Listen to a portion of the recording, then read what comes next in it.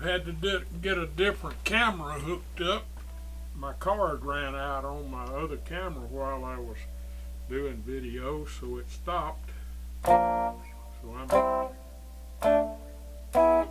to do a little bit different. It's old and crackadated, and my old saying, if it can, it will. It definitely has happened. I've had some sad stuff happen this week, but the reason I was wanting to get this video out, my internet, my phone, and everything's been down. My cell phone's been down. I hadn't been able to get signal here in this hole in the ground. But I promised one of my subscribers that I would explain to her what these knobs do on the guitar. They've got a lot of different functions. Now, most of my video will be covered on my West Creek Racer guitar.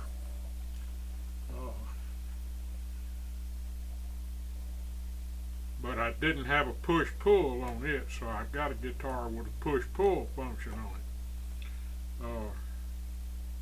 That's a coil splitter. You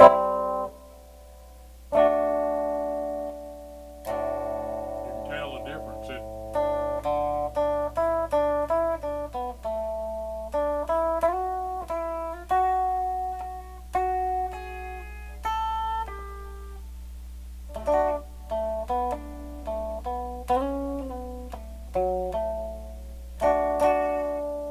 When you push it in, you got the full coil.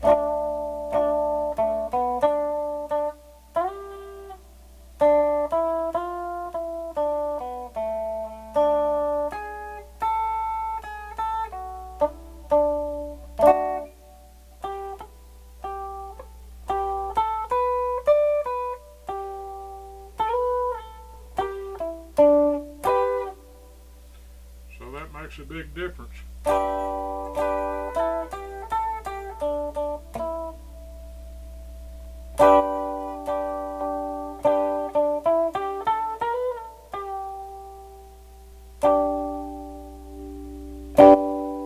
course, this has got the volume knobs for each one of the humbuckers.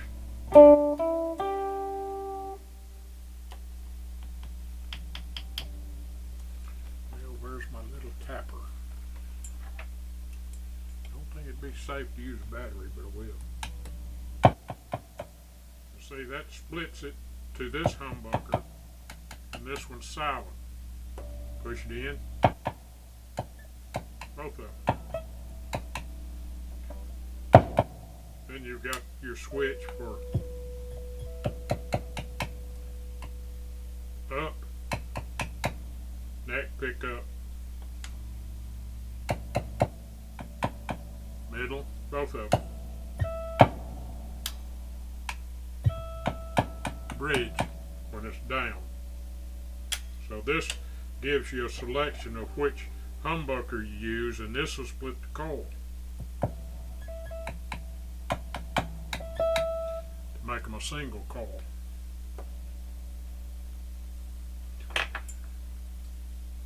There's a better explanation on the West Creek Racer guitar, which, man, I tell you what,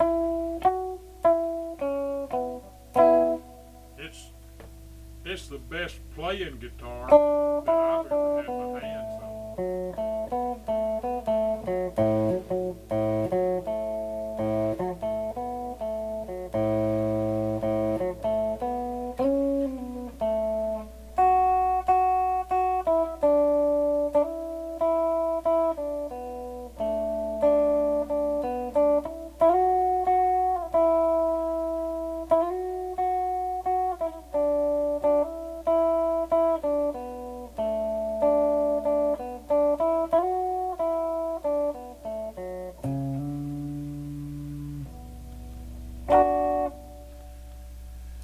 And I got some new wireless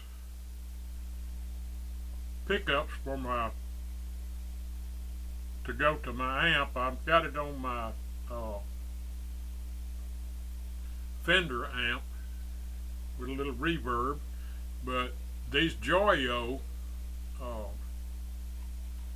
remote transmitter and receiver, they work really good. They've got, they're guaranteed to have less than 12 thousandths response time. That's a 12 thousandths of a second. So that's pretty fast. That's faster than I can think, probably. Faster than my fingers will move, I know. But they've got 5 millisecond that are a whole lot better, but these were just like $24 a set from Joyo, and I can't tell. I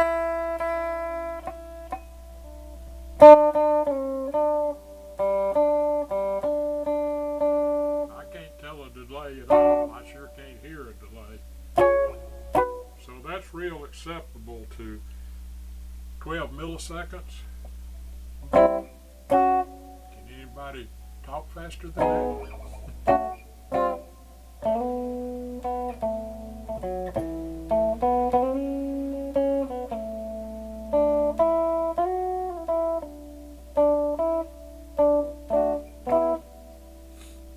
My playing's getting a little bit better. I'm still having trouble getting, sometimes hitting the wrong string, and then I have to look down and make sure I'm doing the right one, because I don't have the feel in the hand that I used to. But I consider the level I'm at right now to be pretty good compared to what it was.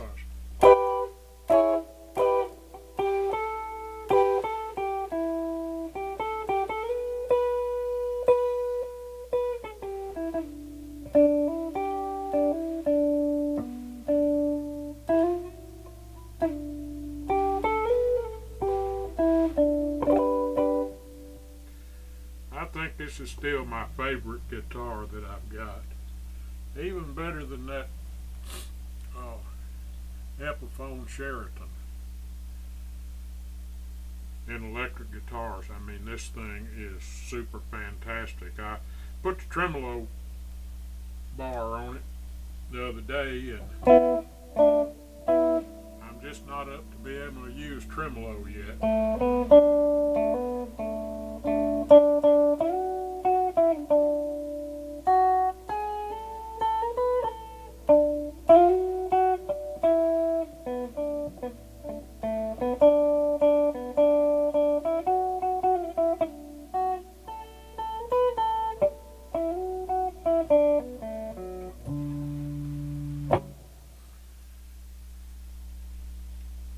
But that's enough intro for this. I just want to get a little intro to the video. I'm on a different camera, so things are going to look and sound different. Of course, this has got the best microphones on it,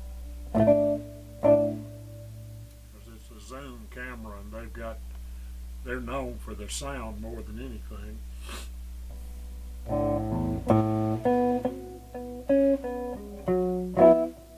But if anybody's watching, please hit that little thumbs up button. But now you need to be subscribed, and if you're not signed in to YouTube to be able to, if you click on that thumb, it's not going to take it if you're not actually subscribed, but they know who you are at YouTube.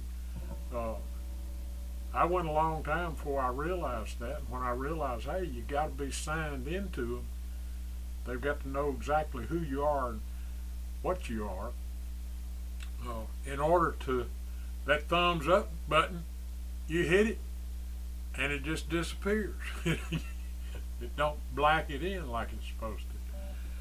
And I went a long time before I realized that. Well, I signed in, and I just went ahead and got me a channel at the same time. But it makes a big difference, and I've seen no risk of anything with YouTube. They've been pretty guarded at most of their security. There's a lapse every once in a while, but there's a lapse in security when you're walking down the street. So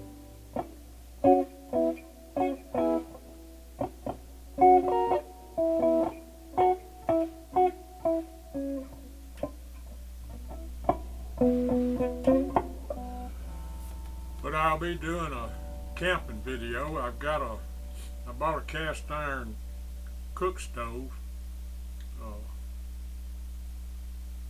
and I think I'm gonna feature it in my next outdoor thing. We've had some terrible bad weather. Matter of fact, that's what caused a real tragedy, and I tell about it in my video. And I don't remember where it cut off. I was going to fill that in, but I can't remember what was happening when it cut off. I was going to fill that part in, but it was almost complete. I just don't think I got in my "if it can, it will" and old and crackadated signing off thing. But I'll get this thing uploaded. Tonight was the first night I was able to. I watched Tony's airport video, and just before he cooked his meal, my internet went off. My cell signal was so flat I couldn't get on anything. But hopefully those problems are corrected, and I'm still going to have the tech from the company come out to take a look at my system, because it wasn't working at all, and I turned it off and unplugged it for several hours. When I plugged it back in, it started working. Don't know what was wrong, so it may be a defect in the router. But watch the rest of this video, and I sure appreciate it. I don't do this to get a big channel. I do this to sort of document my life. Now, I put life stories in. I've had a pretty interesting life. I've been around a lot of famous musicians. I was friends with a lot of them. I wasn't a groupie. I helped them out any way I could, and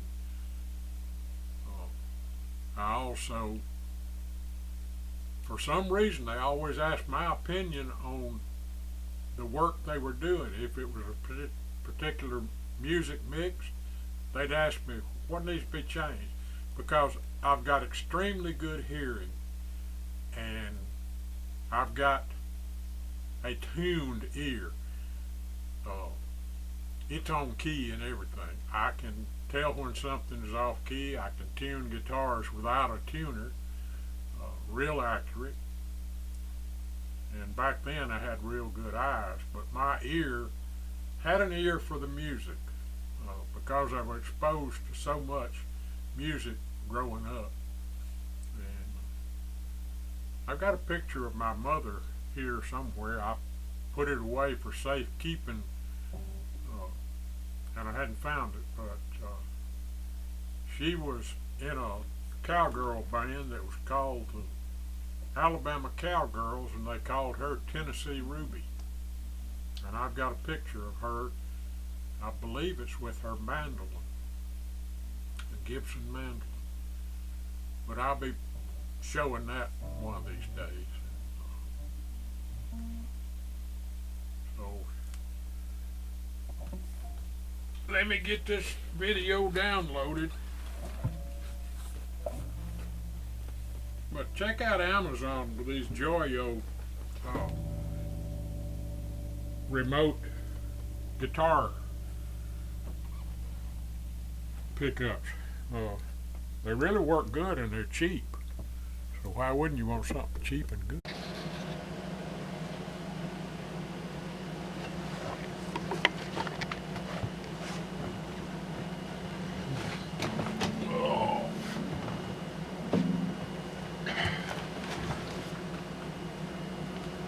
Well, I guess I better turn this air conditioner off.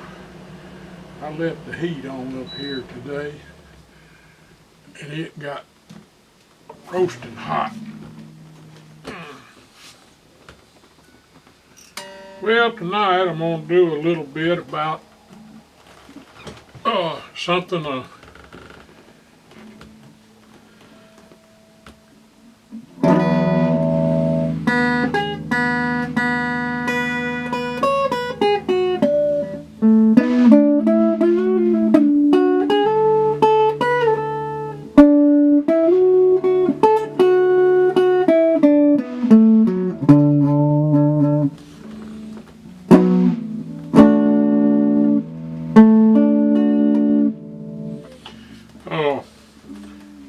my subscribers was asking about what the knobs do on the guitar and the switch and everything.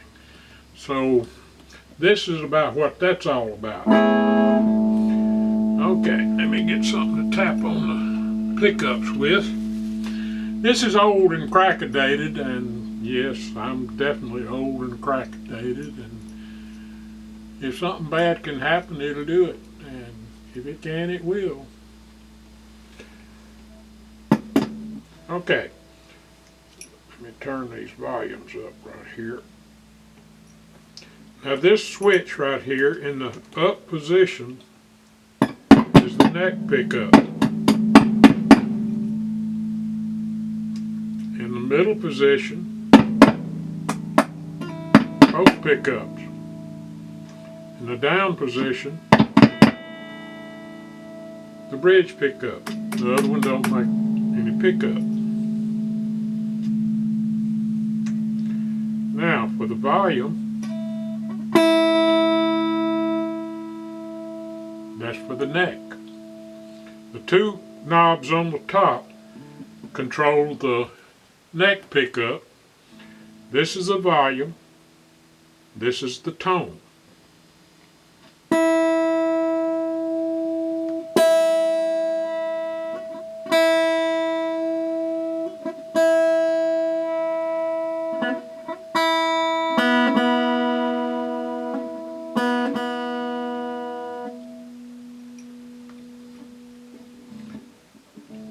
Okay, and in the middle position, you got both pickups working, so that'll do the volume. That'll do the volume on the bridge pickup. So you got these two separate knobs. These two down here control the bridge. The upper two, the neck. So if you want to control the volume of both of them, you just flip it to the middle.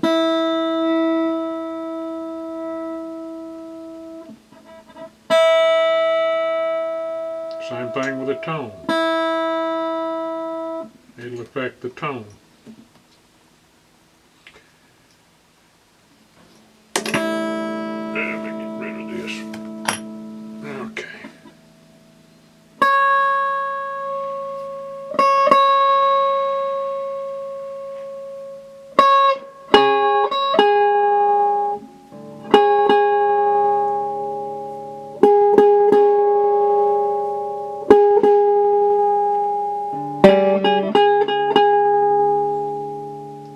For the tone on the bridge, let me turn the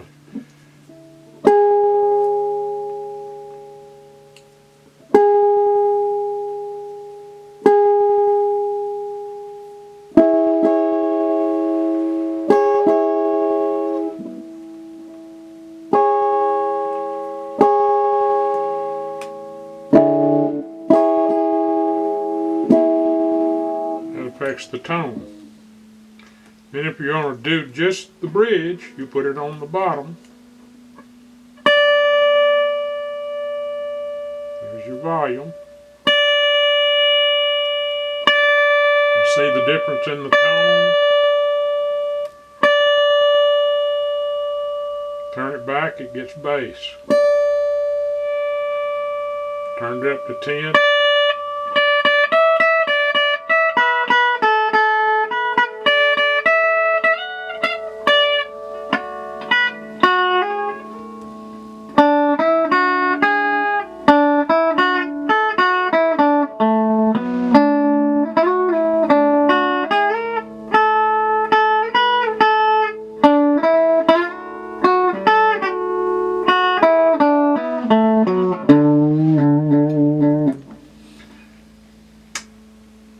But that's how simple it is.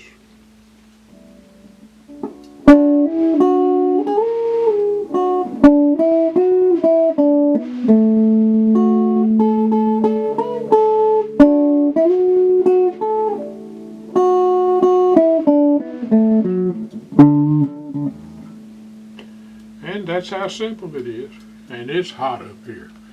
I'm not going to run that air conditioner anymore. Not with a $562 utility bill this month. And I didn't stay warm. I could have made it 800 if I'd wanted to stay warm. Now, it's easy to warm the upstairs up here with two little portable oil heaters. And I like those oil heaters because I like the ones with 3 or 4 temperature settings on them. I really like the ones with the 600 watt setting. You can leave those things on all the time, and unless it's hot like it was outside today, it'll keep it good and comfortable. And of course, I have to leave at least one heater on up here if it's going to be cold weather, so the bathroom don't freeze. And I just got the bathroom fixed. Well, I still got to put a flapper valve in the toilet, but the gaskets on the bolts started leaking, and I cut the thing off and hadn't used it in probably 2 years, and I got a new gasket set for it and got it fixed, so I don't have to go downstairs every time now. But I've had a mighty tough time, and of course the reason I hadn't downloaded any videos, and I may not be able to until at least Monday or Tuesday when the people come to fix the internet. I get sometimes 2 minutes of internet and then it cuts off. Sometimes I'll get 10 minutes. I was trying to watch one of Tony's videos, and the one at the airport, and I got to just about where he was fixing to cook his supper. The internet went off. And a lot of times I can't even get on to watch anything. And sometimes 2 o'clock in the morning it'll work for a little while. But it's really bad around between 5 o'clock and 9 o'clock at night. You can hardly even get it to log in on the internet of any kind. And I can't use my cell phone to upload any videos because of that cloud service. I've got pictures I don't want to lose on that phone, and I don't want to put them in the cloud. They're stored in the phone, but I've got the maximum I can have in the phone, and I've got dogs and cats and horse pictures in there that I don't want to lose. And that's another thing, that this real cold spell, it got down to 6 degrees, and my old trail mare, I was afraid something was going to happen to her this winter because her legs were weak and she'd lost weight, and I put her on all kind of supplement feeds to try to get a little weight on her. But yeah, at 6 degree night she got down and her legs were weak. I tried getting her up all that next day and I couldn't. So I got some moving blankets that I'd bought from Harbor Freight and covered her up and went down, checked on her every 2 hours, and because she'd kick her feet, might get the blanket off, and 2 or 3 times she'd get the blanket part of the way off of her. But I kept her covered up the best I could, and she wouldn't take water, wouldn't take food, so she had already given up. I tried the next day, picked her up with the tractor, and she was making no effort. She'd try with 2 legs, but she had 2 legs she just wouldn't try to do anything with, and it was almost like she wanted to lay back down. So I'd lay her back down and cover her up. And I loved that old mare. She was a beauty in her day, but got hold of some bad hay about 5 years ago. and she had already pulled her left hip out of place, got it hung in a fence wire, and jerked her hip socket out of joint, and never could get it to heal up right. Sometimes she'd drag that foot and couldn't use it at all, but then she'd gotten where she was walking around pretty good, but that cold spell just got her. I sure hated to lose her. And another morning when it finally turned off warm, but there was a rain front moving in, so I took a tarp and I had put her over next to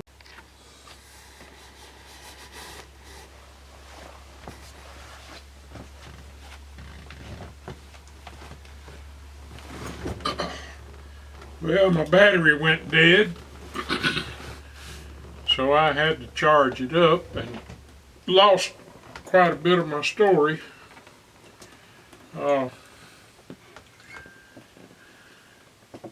But I played it back and got back to where I had put the tarp up on the edge of the hay ring and staked it down with 2 fence posts and some stakes on one side. That way it was a nice little comfortable place, kept the rain off because it was supposed to do a little rain that night. And so went back down there the next morning. It kept her dry, and of course she didn't kick her blankets off. Of course, still getting up every 2 hours going and checking on her. And then she was still breathing at around 8 or 8:30, and I went back down there at 10:30, and she'd passed away. She was a good trail mare. You used to ride her in the mountains, and I think she's on a video. I think I've got a copy of that video on disc. But she's, I think she's on that video of us trail riding in the mountains. But she was so smart, and when you'd have to go off trail and cut your own trail through the woods, if you would nudge her to go to the right, and she would do her head back the other way a couple of times, you best listen to her, because she knew better about picking it off the trail way through the woods than I did.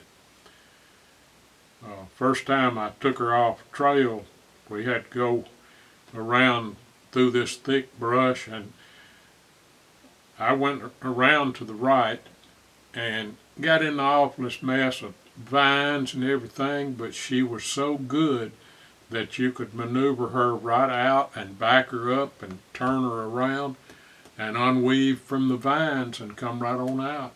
Well, from then on I started listening to her. Every time she would nudge the other way, if I'd pull her one way and she'd nudge the other way a couple of times, I'd go ahead and direct her on that way and let her pick the trail. Well, she was really smart. And what a beauty she was. But I sure do miss her. And I got a little old mini backhoe with a front end loader on it too. And I bought that thing for $800. And I tried to buy them at the sale, and they were over $5,000 for one that's half wore out. But it's a pretty good little hole, and it took a long time to dig the hole because I've got red clay and some yellow clay here, and it's good brick quality clay, and it was wet all the way to the bottom of that hole. So you could only get about a half a bucket of that little bucket, at a time, because that clay is so thick it just bogs down when you try to get a full bucket. You get on down a couple of feet and then it gets easier because the soil's a little different when it's not got as much water in it, but much rain as we've had, it was pretty saturated. And I had a nice little bunch there at the funeral. I had all 4 cats sitting around watching me dig the hole, and little Socks came out there when I put Star in the hole. Little Socks came out there at the head of it and sat there and looked down in there, because those cats loved that horse, especially Socks. When she would be eating, he'd be right there beside the bucket and nuzzle up against her cheek while she ate. And it's the same way it was when I buried my first horse that got killed in an accident. I had 6 labs gathered around the hole, and they were sad because they loved that horse.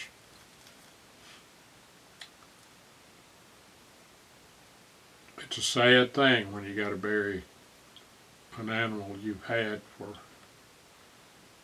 let's see,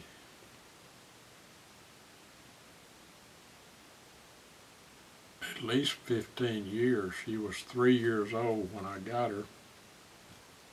And of course I'd known her from the time she was born, and one of our riding friends that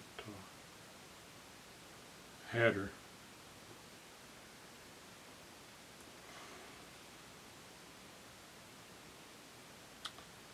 And I am tired because I spent 3 days, every 2 hours going down there checking on her, so I didn't get much sleep at all.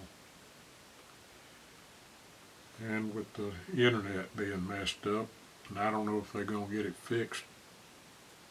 The technician will be out here Monday, hopefully. But they ran some diagnostic tests from the office, and it seemed to improve it some. That's the reason I went ahead and made a video tonight.